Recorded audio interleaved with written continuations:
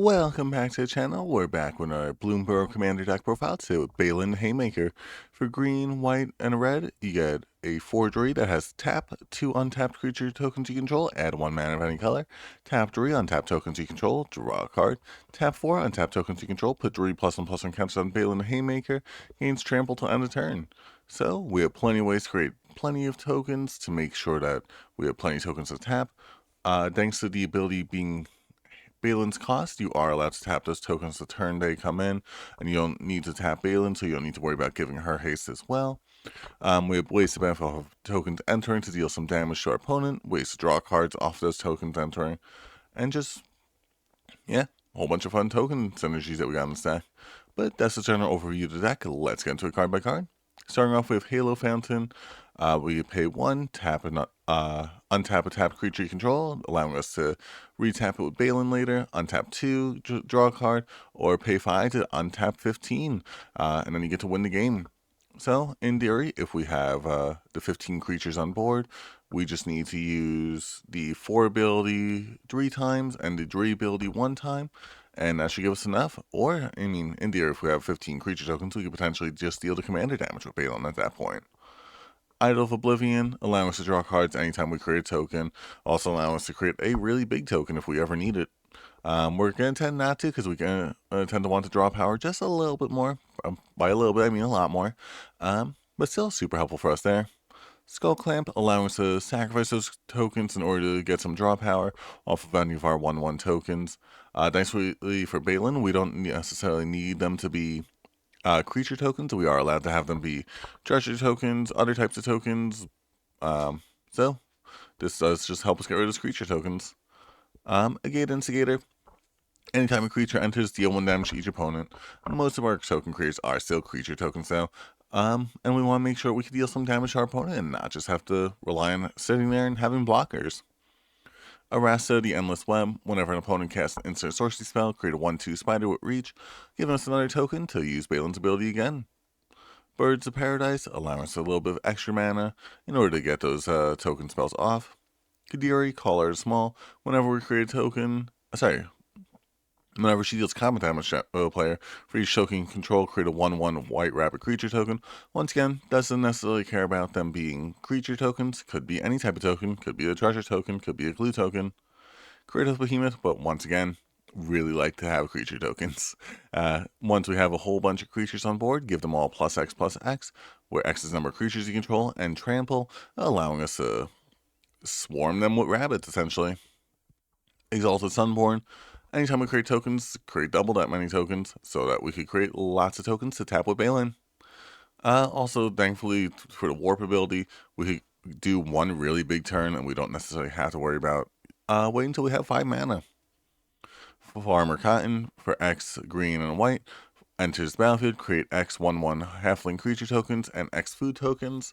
I mean, already pretty good cost there if you were just creating halfling tokens, but creating the food tokens as well. I mean, that doubles up Baylen's ability, essentially, helping us out a whole bunch. We love to see it. Phineas H. Archer. Put a +1/+1 counter on each other creature control that's a token or a rabbit. Allow us a little bit of stat boost there for our other tokens. And if you control a creature with power 10 or greater, draw a card. In theory, we could have enough with Baylen's ability, because she gets 3 1/1 counters. She only needs to tap 8 creatures, 8 tokens in order to do that. But we'll see. Jacked Rabbit. Whenever Jack Rabbit attacks, create a number of 1/1 white rabbit creature tokens equal to its power. If we have 5, we could draw a card upon cast as well. But even still, that could be a lot of rabbits. These rabbits are multiplying. Jahira, Friend of the Forest. Tokens you control have tap, add green. We don't have to worry about just using Baylen to tap our tokens. We want to make sure we have other ways to tap them for our other untapped synergies. Jetmir, Nexus of Revels. Okay, for a second I didn't put seaboard music in here. Creatures you control get +1/+0 and have vigilance as long as you control 3 or more creatures, which we're going to tend to. Creatures you control get +1/+0 and have trample as long as you control 6 or more creatures, which we're going to tend to. Creatures you control get +1/+0 and have double strike as long as you control 9 or more creatures. That one's a little bit hard to get to. We don't need to have to necessarily swing in with those creatures, which is really helpful, especially for this deck. But still, having all those abilities, especially when we're getting Baylen to a super buff stat line, that could potentially help us swing in for that commander damage. Mondrak, Lord Dominus, double up the number of tokens you're creating again in order to essentially double up Baylen's abilities. Oslo Pride, another way to double up our tokens, as long as you have the City's Blessing, which it isn't that hard to get to. You also have to wait till the end phase, so hopefully they don't remove it. A little bit draw power, life gain's also nice, but it's really the token doubling that you're caring about with this one. Peregrine Took, anytime you create a token, create that many plus of food, allowing us even more tokens to tap for Baylen, because we tend not to worry about sacrificing the food too often. And if we are at a point, Baylen's probably not on the board. Porphyros, God of the Forge. Anytime a token creature enters, we're going to be dealing 2 damage to our opponent. If we have 5 tokens enter, that's 10 damage to each of our opponents. I mean, we're going to be having more than 5 creatures enter with this on the board now. So that's going to be a lot of damage to our opponent. Speaking of ways to get tokens on the board, with Key and a Q, Gourmet, getting a frog anytime we create tokens, give us more tokens, give us more damage over Porphyros, or a Gate Initiator. Reese to Redeem, in order to create some tokens, along with doubling up our number of tokens, in order to get more tokens there to tap with Baylen's ability to, draw some cards. Rosie Cotton South Lane, get a food token, like to see it. Whenever you create a token, put a +1/+1 counter on target creature you control, other than Rosie, potentially Baylen. This way you could swing in for that commander damage. Seedborn Muse, untap all permanents you control during each player's untap step. Baylen's ability is not at sorcery speed, so we could do it during any player's turn, allowing us to really benefit off Seedborn Muse here. Tendershoot Dryad, I'm sure there's also like a way with a Baylen deck where you could run it like mostly using like red for treasure tokens, and then have like Unwinding Clock and a whole bunch of things like that. That's not the way we built it though, but you could. Tendershoot Dryad, another way to get a lot of tokens. Sapperlings every turn, allowing us more and more tokens to tap. Once again, Baylen's ability is not a sorcery speed, so if we're creating those tokens during our opponent's turn, wait till the third one, give Baylen a sap boost. And they just untap during your turn. Tireless Provisioner, we could also on Tireless Tracker, but I guess we didn't. Whenever land you control enters, create a food or treasure token, allowing us more tokens to tap there in order to get more abilities off of Baylen. Like to see it. And also just more treasures is always helpful. Wildfire Awakener Convoke, allowing us to tap all of our tokens, and probably untap them with Seedborn Muse later. Enters battlefield, create X1/1 red elemental creature tokens, where whenever this creature becomes tapped, deal 1 damage to the target player.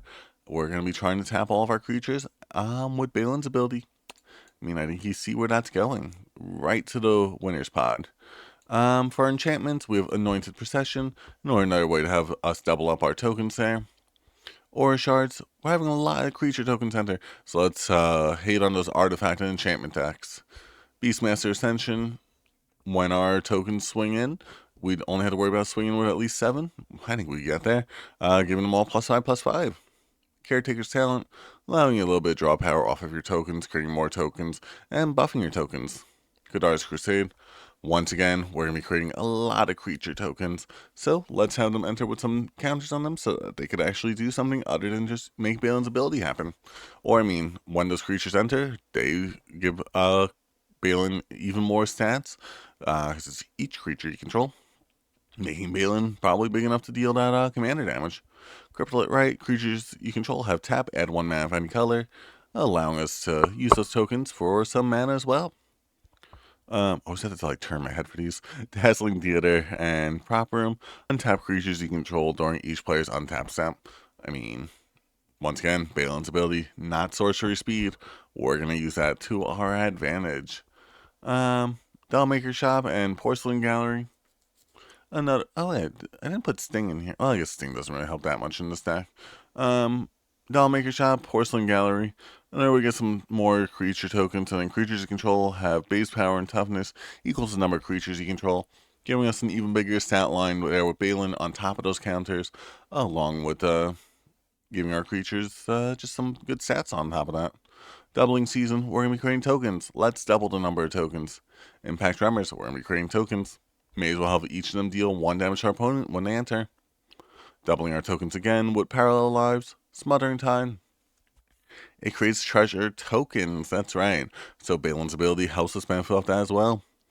War Leader's Call, Whenever a creature enters the battlefield under your control, 1 damage to each opponent, allowing us a little bit of extra burn damage there as well. Then for our instance, we have Artifact Mutation. Destroy target artifact, can't be regenerated. Create X1/1 green sapling tokens where X is that spell's value. Allowing us a lot of extra tokens there to tap with Baylen. Aura Mutation, another way to get a whole bunch of tokens by destroying an enchantment. Same thing, except this one's artifacts, this one's enchantments.